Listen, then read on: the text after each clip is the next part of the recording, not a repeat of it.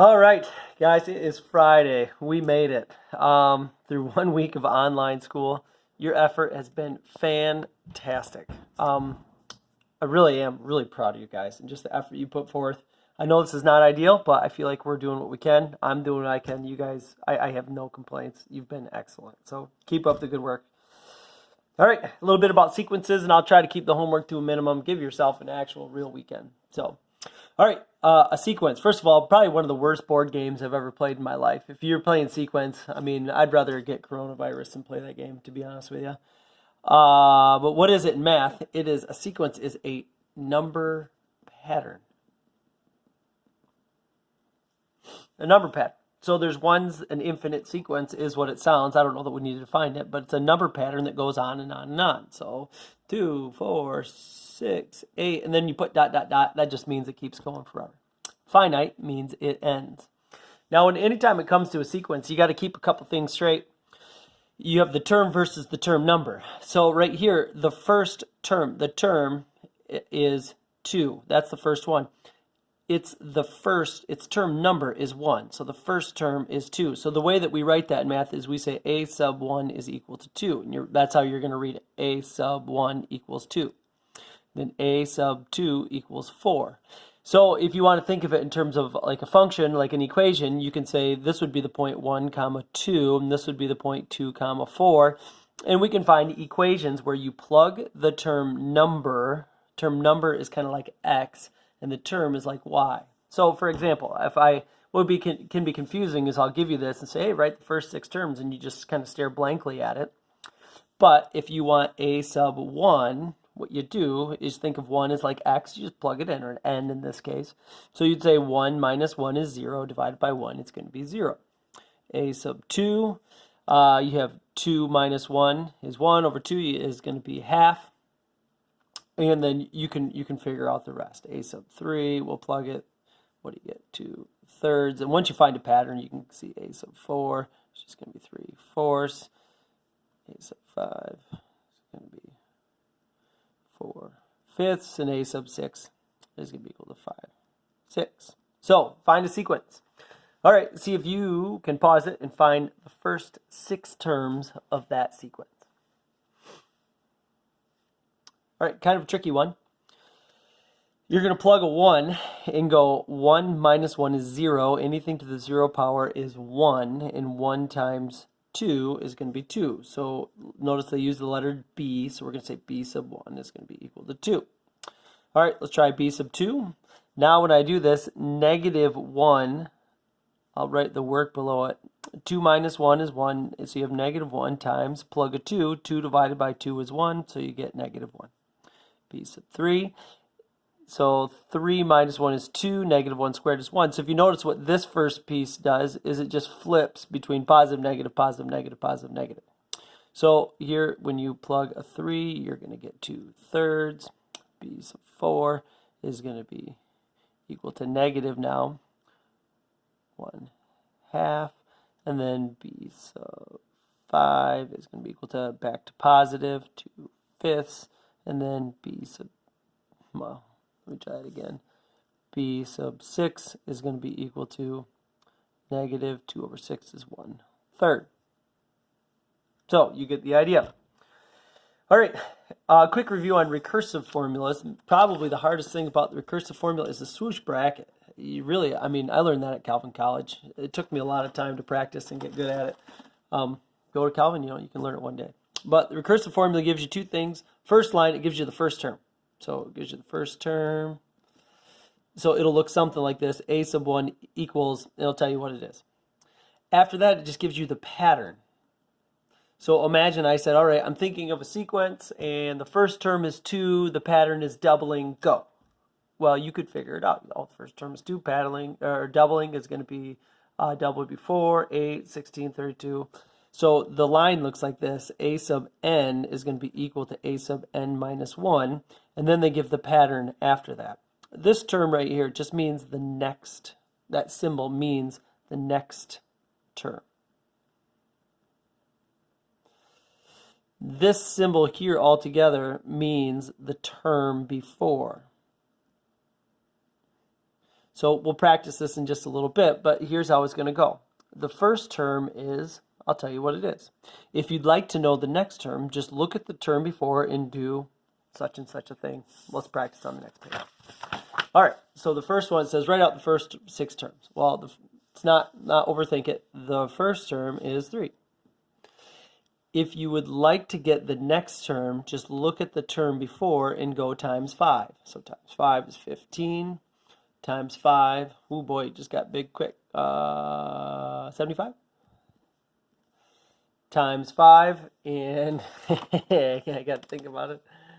75 times 5, it looks like 375 times 5, 1,875, and the last one times 5, 9,375. So you can see it gets huge quick. Go ahead and see if you can try the rest of them. All right, first term here, I'll just try a couple of them. First term is 4. If you'd like to get the next term, just look at the term before, double it, and subtract 5. So doubling is 8, subtracting 5 is 3. Doubling is 6, subtracting 5 is 1. Doubling is 2, subtracting 5 is negative 3. Doubling is negative 6, subtracting 5 is negative 11. And 1, 2, 3, 4, 5. Doubling is negative 22. Subtracting 5 is negative 27. And you got it. Oh, here's a tricky one. First, I'm going to give you the first 2 terms. 1 and 1. If this means the term before, the minus 1 means back up 1 term. What does this mean? Well, that just means back up 2 terms. So if I want the next one, this says if you want to know the next term, just look at the term before and 2 terms before and add them up. So you get 2. Right here, add them up, get 3. Look at the term before and get 5. Add them up, get 8. I'll give you 1 point extra credit if you can email me and tell me what type of a sequence that is. That's a special sequence. All right, recursive formula over here. Don't care what you name it. I'll just call it A. A equals, first term is 64. Your next term, an, equals an minus 1. The pattern you can see is cutting in half, so you can go times 1/2. Doesn't matter if you put the 1/2 in front or behind. All right, last thing we'll talk about, well, sorry, there might be 2 things. I always say last thing and then it's not. The word explicitly.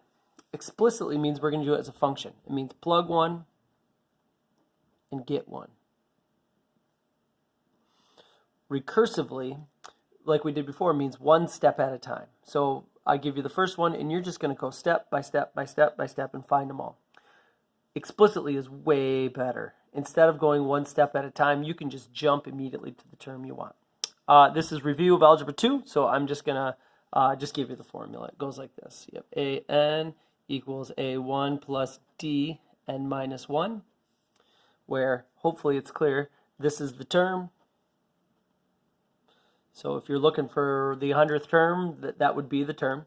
This is your first term. This is your difference.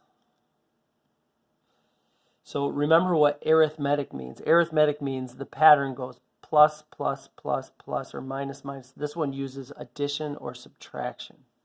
And then here, this is your term number. So if you want the 100th term, the 100 goes there. Geometric means we're going to use multiplication to make our pattern. So if it uses addition and subtraction, we have one formula, so it goes like this. Gn equals G1 times R to the n minus 1. Same thing. This is the term you want. Here's your first term. This R now is a ratio. This is your multiplier that you're multiplying by over and over again. So let me try one of these. Down here, I'm looking at this pattern. You see how the pattern goes plus 4, plus 4, plus 4. That makes it arithmetic. And I want to find the 50th term. So if I want the 50th term, that means I don't know what it is. I'm going to use my first term, which is 2, plus the difference, which is 4. And then now I'm going to plug in a 50 because I want the 50th term, so 50 minus 1. So on my calculator, if I want to figure it out, I'm just going to go 2 plus 4 times, looks like 49, because that would be 50 minus 1. So 198 is going to be the 50th term. Notice I did not have to go step by step by step. This one here, I can see my pattern is not addition, it's multiplication. I'm going to go times 2 times 2 times 2. So I'm going to say GN, the term I don't know, is going to be 3 times 2 to the power of 50 minus 1. Now notice multiplying by 50 or by 2 50 times. This might even be overflow. Let's check it out. 3 times 2 power 49. Yeah, really big, right? Because this E is scientific notation for move the decimal place 15 places to the right. All right, so I'll get you started on this table, and then your homework will be to finish it and then a little bit on the next page as well. So I'm looking at the sequence here. I'm seeing the sequence, the pattern's plus 6. That makes it an arithmetic sequence. The recursive formula is going to go like this. Your first term is going to be equal to 5. Your next term is your previous term. And it looks like the pattern's adding 6. The explicit formula is what we just laid out here. AN equals your first term, which is 5 plus 6n minus 1. So all you have to do is just plug in the first term and the difference. If I want the 15th term, all I have to do is plug a 15 and you got it. So we'll go 5 plus 6 times 14, because it's 15 minus 1. So we should have 89 for the 15th term. All right, part of your homework is just to finish this table. The other part, we'll just talk briefly about limits. Limits. What's a limit? A limit is if you keep the sequence going. If you keep the sequence going,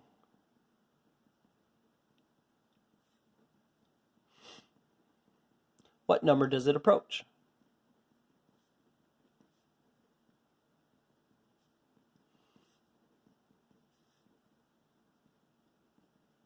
So if I just kept this going forever, what number is it getting closer and closer and closer to?